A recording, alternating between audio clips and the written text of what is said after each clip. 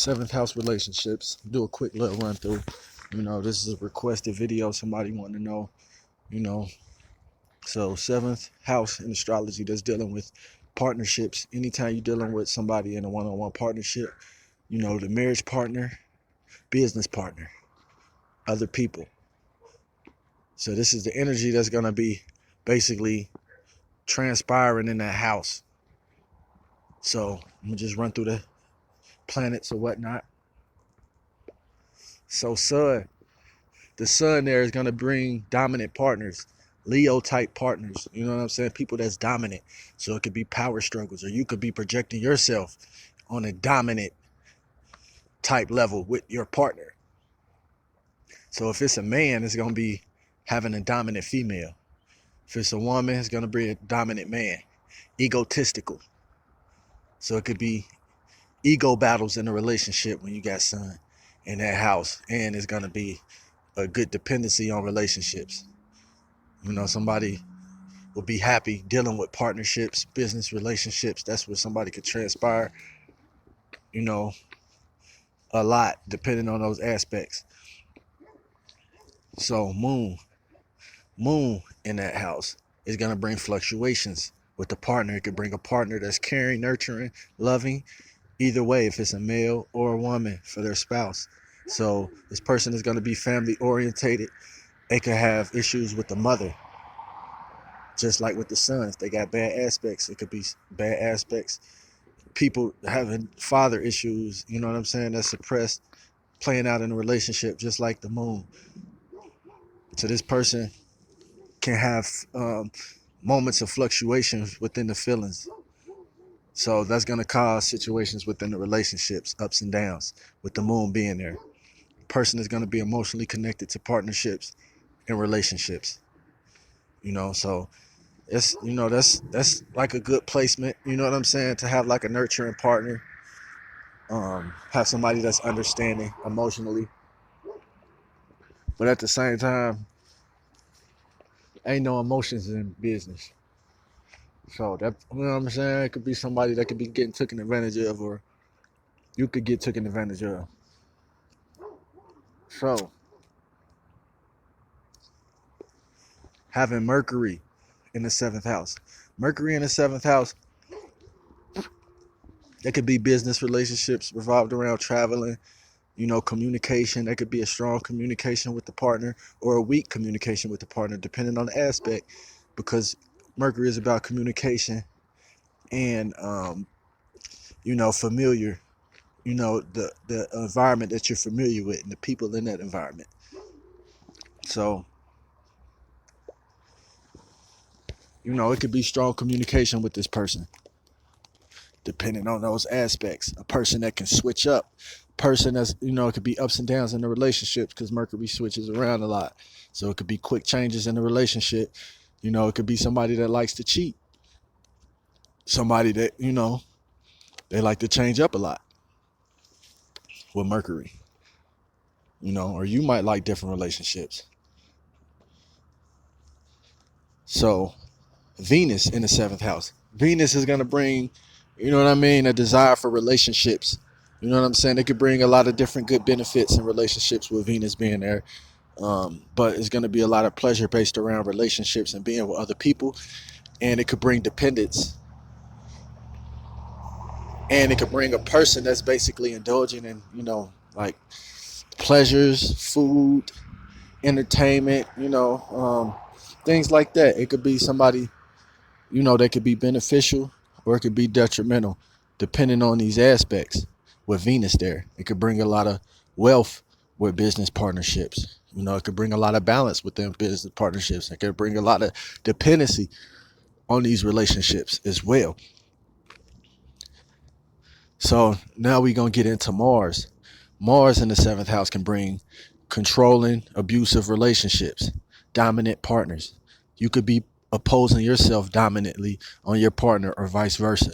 So it's always going to be power struggles in these relationships. That's the energy that Mars brings. It's going to be deep relationships, transformational relationships. Your relationships are going to be impulsive, getting into quick relationships with people, and it is over quick. So this could bring a lot of relationships because it's Mars, it's impulse, and it's action. A lot of sexual actions with the partners, a lot of sexual relations with partners, controlling, abuse, stuff like that. So now we're moving on to Jupiter in the 7th house. Jupiter could bring luck in the 7th house. It could bring somebody that's real knowledgeable, a lot of experiences. It could bring a lot of different relationships, a lot of different experiences to your relationships and business aspects. It could bring like teaching, things like that, traveling. These are different things that could play out in the business aspects of this. It could be somebody very spiritual, somebody with, high morals, high understanding that you link up with when it comes to Jupiter. Those are the type of partners that you're going to want. People that like to have fun, people that's inspirational, outgoing, you know what I'm saying? Like to just live life and have fun. So this person can have a lot of good experiences in this house, and is with Jupiter in that house, but it's dependent on the aspects. So Jupiter, now we're moving on. We're going to move on to Uranus. This could bring a lot of eccentric people into your relationships, a lot of different weird people that like different things. And this could bring somebody that's detached as well. It could be a detached relationship, cold, somebody that's very opinionated. These people could have their own ideas about things, be very different. And when it comes to emotions, they're detached because it's air. So it's a detached, type approach with the relationship. So a person can feel like the person is not really there, and it could be a lot of sudden changes in the relationships, a lot of different relationships going on with Uranus, sudden changes. So one minute you good and one minute you not. They can suddenly like you, suddenly not. So this is what happens. Sudden changes with these relationships in this house. It could be things dealing with humanitarian type things, business relationships, stuff like that. So we're going to move on to Saturn. Saturn causes restrictions. So it's going to be restrictions in the house of the partners in marriage, which ultimately is good because it brings lessons there, so it's for the long haul at the end of the day. After you learn these lessons, it creates a solid foundation for your relationships. You might go through a lot of cold-hearted relationships, people that's distant, older people. You might attract older people. You know what I mean? It might be a point to where you attract younger people. You know what I'm saying? So this is how this plays out. You might attract older people in business relationships, or taking care of older people in business relationships. This is how Saturn plays out. It's restrictions. It's the lessons. You know what I'm saying? You can have a lot of fear around relationships. Am I doing this right? So it brings a lot of worry there. But once you learn everything you need to learn, you understand there's nothing really to worry about. So that's what Saturn is about. So Neptune can bring a lot of illusion. It could bring victim type partners, people that's, mentally abused. You know what I'm saying? Just people that's just addicted to certain things, have a lot of addictions, escapism problems, people that's trying to escape from reality. And it could create like an illusion type, dream type person, to where it's like the perfect person, to where, the illusion is basically taking over, to where you're not actually seeing clearly. So you can get taken advantage of, or you could be taking advantage of partners with this placement, because things aren't clear with Neptune there. You're not able to see things clearly.